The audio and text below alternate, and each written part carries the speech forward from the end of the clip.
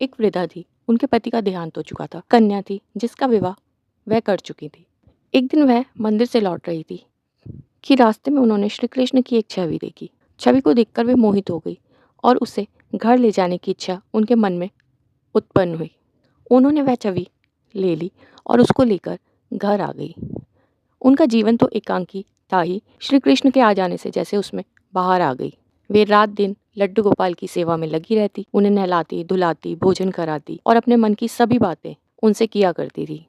एक दिन वृद्धा सोने के लिए बिस्तर पर गई, किंतु जैसे ही वो सोने लगी उसे बहुत जोर जोर से हिचकियाँ आने लगी। बहुत प्रयास करने पर भी हिचकियाँ नहीं बंद हुई। तो वृद्धा ने सोचा, क्यों ना कृष्ण के पास जाकर कुछ देर बैठ जाऊं। वह अपने घर के मंदिर में गई और लड्डू गोपाल के साथ बहुत सी बातें करने लगी। लेकिन हिचकी फिर भी आ रही थी, तो वो लड्डू गोपाल से बोली, चलो हम दोनों मिलकर राधा नाम का जप करते हैं। वृद्धा राधा नाम का जप करने लगी। कब उसकी हिचकी बंद हो गई उसे स्वयं भी पता नहीं चला। अभी वे जप कर रहे थे कि किसी ने द्वार खटखटाया। वृद्धा ने सोचा, इतनी रात को कौन आया होगा। उसने द्वार खोला तो देखा कि उसकी पुत्री द्वार पर खड़ी है। पुत्री को देखकर उसे कुछ हैरानी तो हुई कि इतनी रात के समय बिना किसी सूचना के उसकी पुत्री कैसे आ पहुंची। उसने पुत्री को भीतर बुलाया। जलपान कराने के बाद उसने पूछा कि तुम अचानक इस प्रकार आ गई। पुत्री ने जवाब दिया, माँ मुझे सुबह से ही तुम्हारी बहुत याद आ रही थी, मुझसे रहा ना गया तो मैं चली आई। पुत्री के सोने के बाद वृद्धा ने सोचा कि मेरी पुत्री मुझे सुबह से याद कर रही है तो मुझे कितनी हिचकियाँ आ रही हैं और मैं दिन रात कृष्ण के ध्यान में ही लगी रहती हूँ। हर पल उसकी स्मृति मेरे हृदय में बनी रहती है।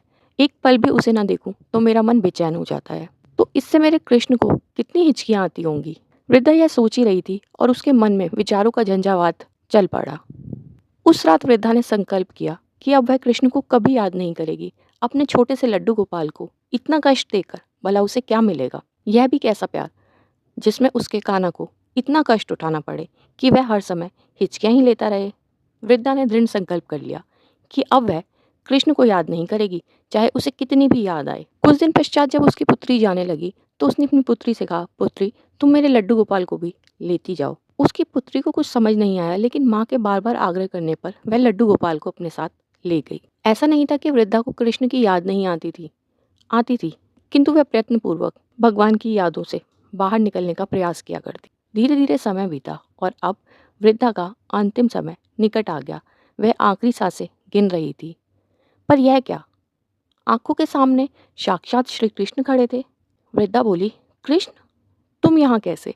मैंने तो तुम्हें नहीं पुकारा, मैंने तो तुम्हें नहीं बुलाया, ना ही मैंने तुम्हें याद किया है, फिर तुम यहाँ क्यों चले आए? कृष्ण मुस्कुरा रहे थे और बड़े प्रेम से उस वृद्धा को देख रहे थे। वे उससे बोले, माँ तुमने तो मुझे नहीं बुलाया, किंतु मैं स्वयं ही तुम्हें लेने आ गया हूँ। मेरे साथ बैकुंठ चलो। वृद्धा आश्चर्य में थी। उसके मन में बहुत से विचार उठ रहे थे। उस मरणासन अवस्था में भी वह कृष्ण से पूछ ही बैठी कि हे कृष्ण, तुम्हारे अनेकों भक्त हुए हैं।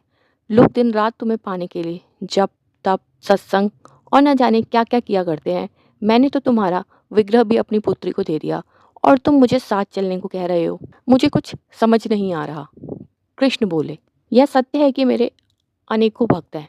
यह भी सत्य है कि मुझे प्रसन्न करने के लिए लोग बहुत से जप तप व्रत किया करते हैं। यह भी सत्य है कि लोग पूरा जीवन लगाकर मुझे पाने के अनेकों प्रयास करते हैं, किंतु उनमें से तुम जैसा कोई भी नहीं है। तुमने मुझे पीड़ा ना हो, मुझे कष्ट ना हो और कहीं तुम्हारे बार बार याद करने से मुझे हिचकियाँ ना आ जाए, इसी कारण तुमने मेरा त्याग कर दिया।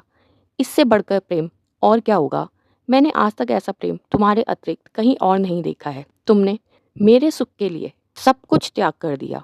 तुम्हारा यह प्रेम अतुलनीय है। मेरा प्रत्येक भक्त मुझसे कुछ ना कुछ पाने की अभिलाषा रखता है, चाहे वह सांसारिक वस्तु हो या फिर मोक्ष की ही कामना हो, किंतु तुम्हारी तो कोई कामना ही नहीं है। तुम केवल और केवल मेरी प्रसन्नता और मेरा सुख चाहती हो। तुम मेरी अनन्य प्रेम हो। चलो अब मेरे साथ चलो।